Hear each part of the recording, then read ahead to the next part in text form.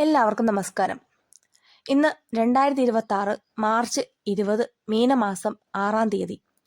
ഇന്നത്തെ പൗർണമിക്ക് ശേഷമുള്ള ദ്വിതീയ തീയതിയും രേവതി നക്ഷത്രവും ചേർന്നുള്ള ഈ ദിനം ഓരോ രാശിക്കാർക്കും എങ്ങനെ ഉണ്ടാകുമെന്ന് നോക്കാം.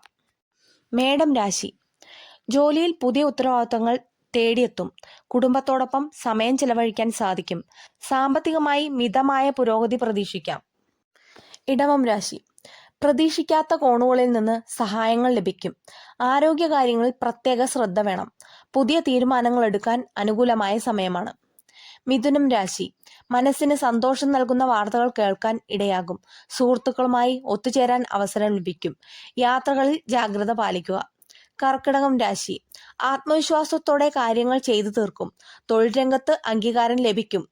ചിലവുകൾ നിയന്ത്രിക്കാൻ ശ്രദ്ധിക്കണം. ചിങ്ങം രാശി.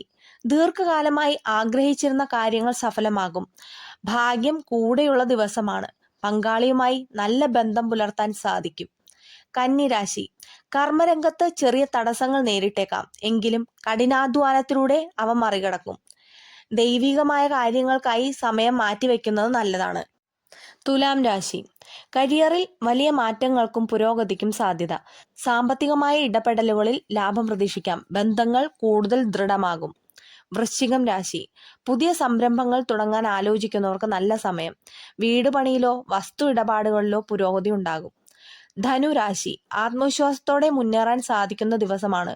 കുടുംബത്തിൽ സമാധാനവും സന്തോഷവും നിലനിൽക്കും. പുതിയ സൗഹൃദങ്ങൾ ഉടലെടുക്കും. മകരം രാശി. മാനസികമായി വലിയൊരു സമാധാനം അനുഭവപ്പെടും. പരീക്ഷകളിലും മത്സരങ്ങളിലും വിജയിക്കും. മാതാപിതാക്കളുടെ അനുഗ്രഹം കൂടെയുണ്ടാകും. കുംഭം രാശി. ബിസിനസ്സിൽ ലാഭം വർദ്ധിക്കും. പഴയകാല സുഹൃത്തുക്കളെ കാണാൻ സാധിക്കും. സംസാരത്തിൽ മിതത്വം പാലിക്കുന്നത് ഗുണം ചെയ്യും. മീനം രാശി. ചന്ദ്രൻ നിങ്ങളുടെ രാശിയിൽ തുടരുന്നതിനാൽ പുതിയ ഊർജത്തോടെ കാര്യങ്ങൾ ചെയ്യും. കലാരംഗത്ത് പ്രവർത്തിക്കുന്നവർക്ക് മികച്ച അവസരങ്ങൾ ലഭിക്കും. ശ്രദ്ധിക്കുക, ഇത് പൊതുവായ ഫലം മാത്രമാണ്. നിങ്ങളുടെ ജാതകത്തിലെ ഗ്രഹനില അനുസരിച്ച് ഇതിൽ മാറ്റം വരാം.